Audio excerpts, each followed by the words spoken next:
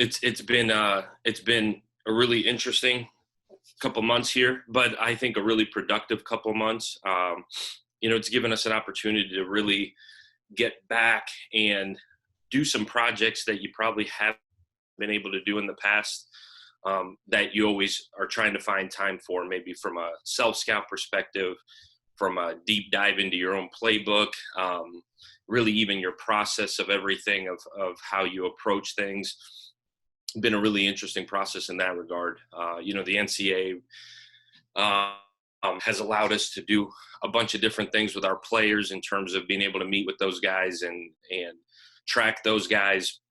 I think it's been an interesting lesson in technology in a lot of ways, but I think has also taught us how to use some of these tools that probably we haven't looked at before from a remote learning standpoint. So I think it's been really, really productive. I think the one part you probably miss out on, especially for me being the new guy coming in, is the relationship part. I was really excited about the spring ball aspect to really build those relationships with the players outside of my position group, and been able to develop some, but it's forced you as a coach to kind of create those rather than letting them happen organically as you deal with situations as they come up through practice. And I think true colors really come out when you have to go through adversity with guys, and that's one thing that you probably haven't had the ability to handle. So in that regard, that's probably the only part that's been really tough is trying to build relationships with the guys in the program. Outside of that, I think it's been really productive. I think Hype has done a good job of keeping us as a staff moving in the direction we've got to keep moving in as we get closer to the season. On the recruiting side, staying organized virtually has been interesting. But I think it's also given you a lot more time to develop relationships with the recruits, in terms of how you've had to be able to connect with them. And so it's been fascinating. It's been interesting. I think it's been a once in a lifetime opportunity probably to see your own kids throughout the day a little bit, which I've never seen their process of waking up and getting ready for school and that part of it. So I think that's been fascinating. So been some really good positive things in that regard. So, Coach, speaking of, technology and recruiting and just kind of how things have changed with, you're not going to be out on the road this spring. You're not visiting high schools and building relationships that way. Can you just kind of expand on that? I've seen where some schools, UCF included, doing things like virtual visits and stuff like that. What are some of the changes that you've seen from that standpoint, recruiting-wise? Yeah, I think just having the ability to try to bring what you would normally bring in an unofficial visit, an official visit to campus, trying to bring that to the student athlete and his family. I think, probably the biggest selling point outside of the football program is the city of Orlando and the beautiful campus. And, I think there's probably nothing like stepping your feet onto campus and seeing it. So it's been trying to come up with creative ways to deliver that to the recruit and his family. Having the ability to meet everybody, I think has been tough. For a recruit outside of a position coach or a coordinator or the head coach, so many other people involved in the day-to-day with these guys, from a strength staff and academics and player development and nutrition and all these things that are so important. That's been the biggest challenge, is trying to deliver that to them. So virtual visits is one, in terms of being able to use a platform like Zoom to connect the recruits and their families. Honestly, even just the interaction of your everyday communication with the recruit has been a lot more of, hey man, you want to jump on a Zoom and we could talk a little bit about how we use a certain position, or hey man, let's FaceTime. Because I felt like the constant phone calls probably get a little bit redundant when you can't get in front of the athlete. So I think using technology in that regard to try to get in front of them, present yourself, present what you have in terms of the football side, the support side, trying to bring it all together. But I think that's been a challenge, even connecting with high school coaches. Usually this is the time period, especially in Florida and Georgia, and our primary recruiting areas, where you get to go see a bunch of these guys practice, where you haven't been able to do that. So you're counting a lot more on the film you saw from their junior year, their sophomore year. Honestly, relationships with these high school coaches and trusting a lot of what they have to say, because that's the part you're missing out on. You're missing out on the spring evaluation. You're missing out on these camps, which are critical in June and July to evaluate guys. And, there's so much growth from a young man's junior year, from when they're 16 and a half, 17, to where they're going into their senior year. This last 6 months is so critical in their development. And that's the part you're kind of missing out on. So there's a little bit of in the back of your mind of letting it kind of organically happen, to where, man, oh man, I'd like to see a lot of these guys play their senior year at this point before you really want to make some concrete decisions. So a lot of changes in that regard, probably more in that regard than anything else. Alex, thanks again for doing this. I appreciate the time. I wanted to ask you, you'd been around campus for a couple of months. You've been in part of 4 practices before we kind of had to go into the self-quarantine. Were you able to get kind of settled in? Was your family able to come down and get settled in before this happened? Or are you guys still kind of apart from that during this whole process? Yeah. My family moved right at spring break. That was always the plan, is to get the kiddos into school right after spring break. And so they were able to get moved and settled in. And then we went on this lockdown deal. So a lot of homeschooling going on in the house, but everybody is settled in. We got the whole fam here, which is, man, oh man, I get probably one call or text a day, and it's like, man, is that better to be quarantined in Orlando than it was in Ames, Iowa? And the obvious answer is yes. So we were blessed to be able to get everybody moved down before everything kind of got shut down. Coach, at Iowa State, you had a great deal of success with recruiting. I want to talk a little bit more about that, please. What is your approach? What is it you say to a kid? Why do you think you've been so successful as a recruiter? Yeah, I think just the relationship side of things. I think, there's so much attention now on recruiting, especially because there's no football going on, that I think it gets picked apart in so many ways and so many different strategies and things. I think it all goes back to relationships, and really these young people are looking for somebody that's going to have their back and take care of them.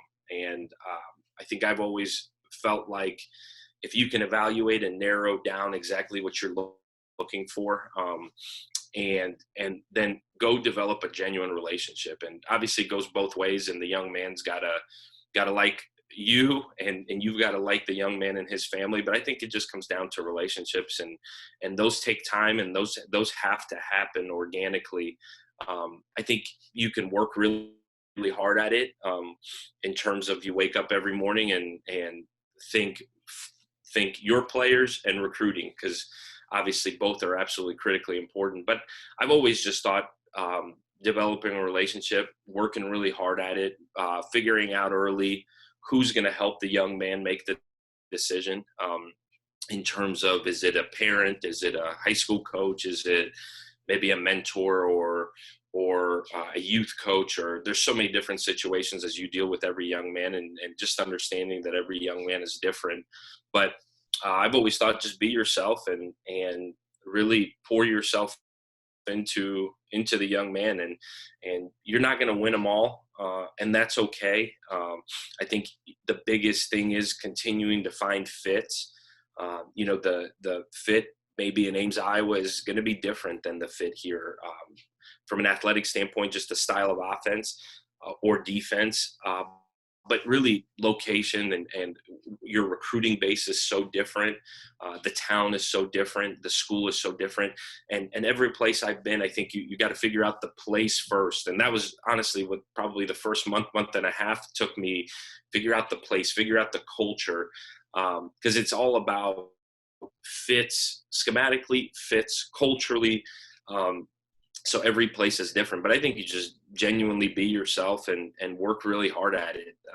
I've always thought that you can outwork people on that side of it. You can outwork people in everything in life, but I think on that part of it, you can legitimately outwork people. It's taken me a minute to figure out, you know, the landscape here and the program itself. You know, I can't tell you every single person I meet on campus, I ask a question to, just to figure out, man, is there a little niche here, a little niche there? But the campus really here, I feel like the campus sells itself. It's an incredible place. It's a beautiful place. I always ask a kid, man, if I could go to school, this certainly would be a place I would want to be at. And I think when you truly believe in the place, you believe in the head coach, you believe in the system, I think it's easy to sell. But relationships, it all comes down to relationships and working really hard at it. And I know that's a little bit of a cliche answer, but it's the truth.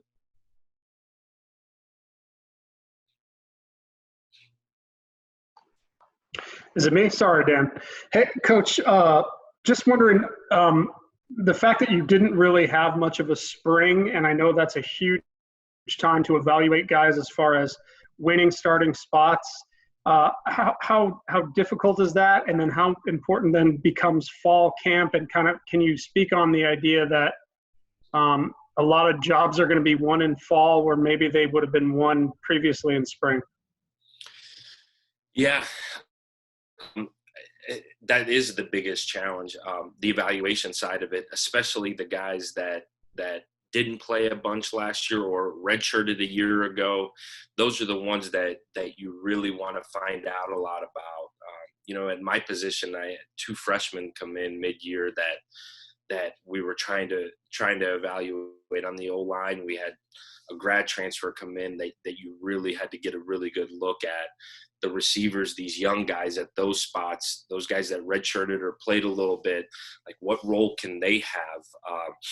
So you're dead on in terms of those questions that you want answered, on top of the development piece of that. And I think fall camp is going to be absolutely critical in that regard. You know, you hope you get a little bit of summer to work with these guys.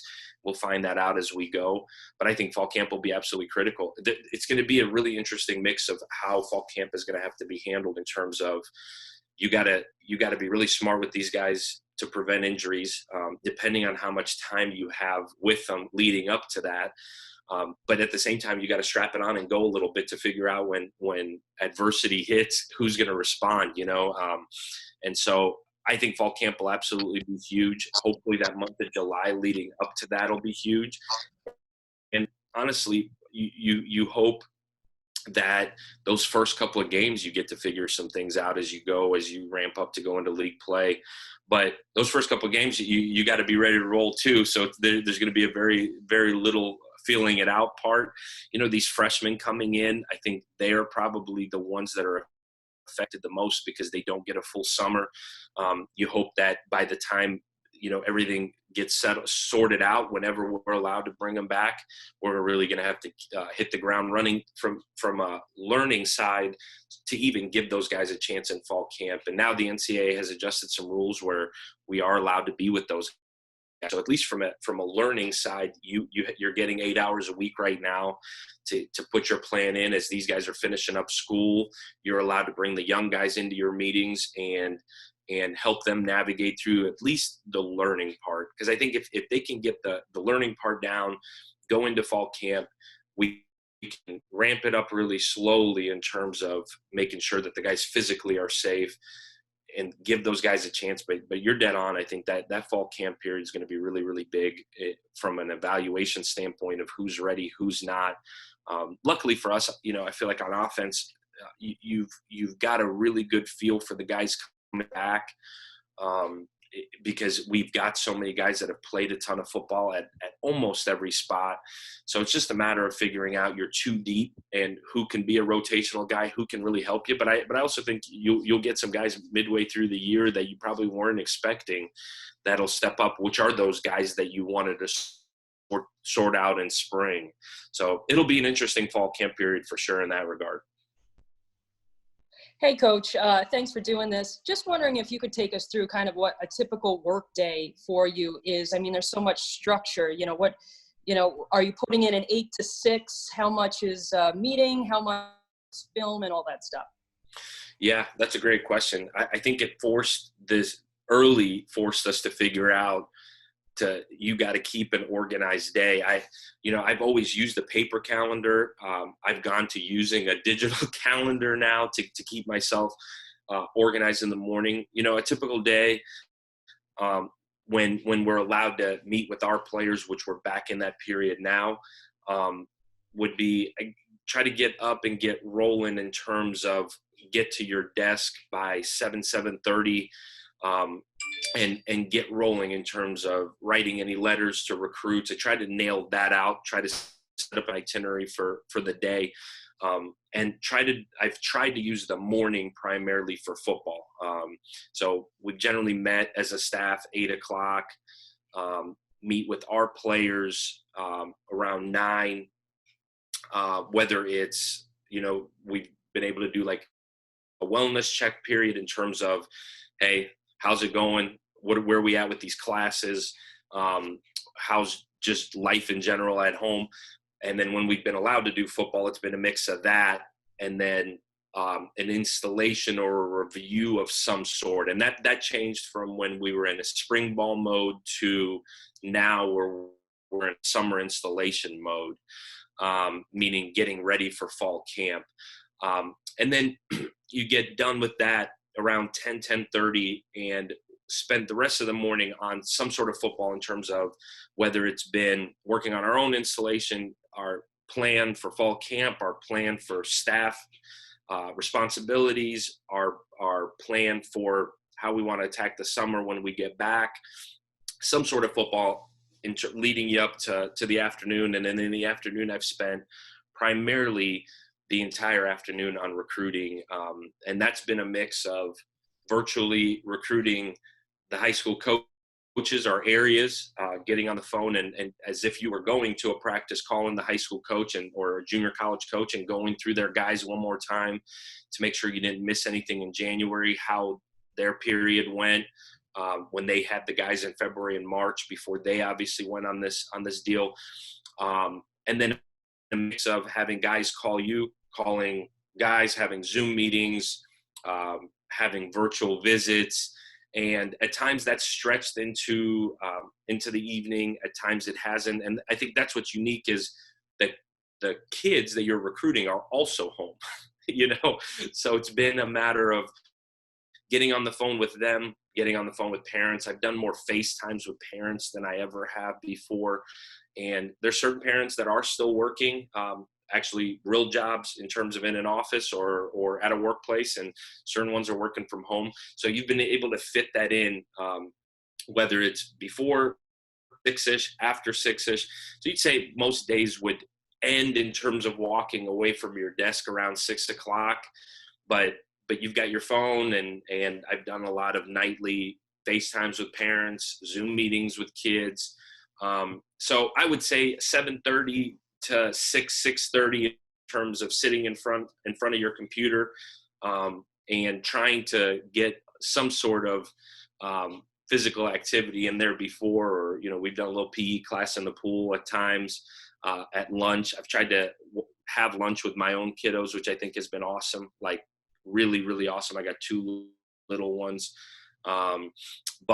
But I'd say that time period, you find yourself on the weekend a bunch where parents that are working, doing a virtual visit or a football type meeting with a recruit on the weekends at times. But I'd say a pretty standard normal work day. The thing you're saving is the drive to work and the drive back, and so, but I do feel like you're really, really attached to your phone and your computer, like attached, but mapping it out and scheduling out these meetings so that way when you get a young man and his family on a call or on a virtual visit or on a position meeting of some sort, that it's just you and him and it's undivided attention. So like I said, I've kept more of a calendar than I ever have, and that part's been interesting because it's just different. Like I feel like when you're in the office, you have your players, and then you have time slotted, but you can always pop in and see a coach, talk to a coach. Now you've been forced to pick up the phone and call a coach. And I've used more FaceTime than I ever have in terms of when I call a coach now. And I know Coach Heupel's the same way, man. I'd really like to see him. I miss the daily pop in your head in the office interaction. So FaceTime and going over a young man or a recruit, or if we're talking through football, we've spent a lot of time on Zoom. Alex, that was going to kind of be my question. We spoke to a couple players so far during this process, and they've all indicated that when they get back, they're looking forward to getting back with their teammates, being on the field, doing the practice. What about for you as a coach? I mean, you should popping your head into an office. How will it feel to actually get back with your other coaches and maybe get on that practice field for the first time? I think it'll be awesome. I think what, the old adage of you don't know what you have till you lose it. I think we all slowly as coaches, and not to get too deep with it, but I think we all realize the part that we love about this is the day-to-day with our players and the camaraderie with the coaches. I think when you get that taken away from you, I think it makes you love it even more. I can't tell you, we had a team meeting on Monday. Obviously had a bunch of meetings with certain groups, position groups, our own position groups. Man, these guys get on and they light up. And I know that's probably a little bit overdone, but I'm telling you, it's fascinating to see these guys. Like, we had a team meeting on Monday, which was the first official day of summer, and they get on and you can hear it, the talking on the Zoom call, and it's just, they miss each other. And I think that's how the culture is strong in the program, because the kids actually like being around each other. The coaches like being around each other, and that's the part you miss. You miss the daily, the daily working through things. I think we're so used to in our job of everything is so structured. You have periods throughout the year. You have periods at practice. You have meetings throughout the day. Like, you're so used to structure. You go back to being at home and you're trying to create your own structure. You're trying to keep the players structured in some capacity, because that's what they're used to. That's what they want. And I think we all want that in life in general, but I think the players are earning for it. Us as coaches miss that part of it. We're wired a little bit different. We want daily structure in everything we're doing. So I think they're so excited to get back. I don't know if it's necessarily the practice field. I think the players are so excited to get around each other in the locker room, because that's the part you miss. Most of these guys have been doing this since they were little kids, and then all of a sudden it's just gone. So we're as a staff trying to create it. Trying to segment different groups of the team in terms of a leadership council, and forcing those guys to hold each other accountable, and all those things that you would naturally be doing when the guys are here. You're trying to do it digitally. And I think this period will really show what the cultures of your program really is around college football. Are these guys really going to hold each other accountable? Are our staffs really working towards what they need to be working to? I think it'll be a fascinating season, to be honest with you, in that regard. Coach, you have a lot of offers out there. What's your strategy behind casting what seems like a wide net, and when do you expect the number of commits to increase? Yeah, I don't know if a lot of offers, I guess, compared to somebody else, I don't know that to be the case necessarily. I think you're referring to this class specifically? Your upcoming class, yes, the one you're working on now.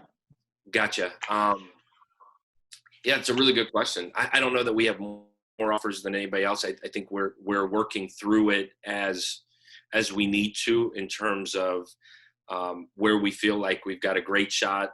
I think locally on a young man, or we feel like we're casting a wider net nationally. I think when, if you're referring to my position specifically, I think it all depends on where where these guys are. I think when they're local and they've been on campus, you feel like you've got a better shot there than maybe somebody that's a ways away that's never been on campus. I think this process of not being able to be out and evaluating has forced you to, like I said earlier, lean on relationships a little bit and trust that regard. I think the commit part, I think all depends on when the young man's ready. Like for me, getting here in January and not being able to go out and recruit ahead for a year is probably a little bit different, because a lot of people in January were recruiting for the year ahead.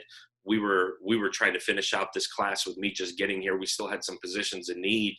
And so I was a little bit, I don't know if I was behind necessarily, but I just wasn't ahead.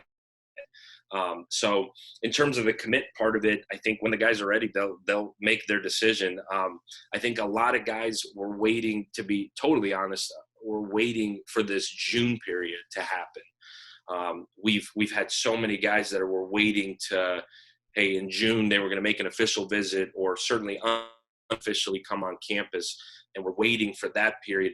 We've, as coaches, I think, have known that this June period is going to go dead, and the NCAA announced that yesterday. I think young people and the recruits and their families were holding out for June to not be dead, to be able to come on and see campus.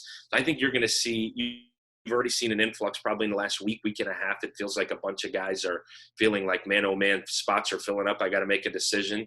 I think in the next month, as guys realize I'm not getting on a college campus, there are going to be even more decisions being made. And I think it'll come to relationships. I don't know when you're going to see an influx necessarily here or somewhere else. I think we're on the right guys. We're on really, really good players. I don't think I feel the same way Coach Heupel does. Not to put words in his mouth, but you don't want to you want to get the right guys. And when that happens, I don't think is really important. I understand the recruiting side of it. Right now there's so much interest in the recruiting side of it. There's so much interest in, because there's no live TV going, in the sports world going on. So there's so much more attention on recruiting. But I think, I don't know that it's super important to win the recruiting day now on Twitter as it is to win the recruiting battle in December and February, when it really matters, because that's when guys sign. And I'm not making an excuse for anything. I'm just being very, very honest about, I don't think it matters when they jump in. I think it matters when they sign, and it's getting the right guys. I think there's a lot of programs, philosophies out there like, man, we got to get some momentum going. We got to get guys to jump in.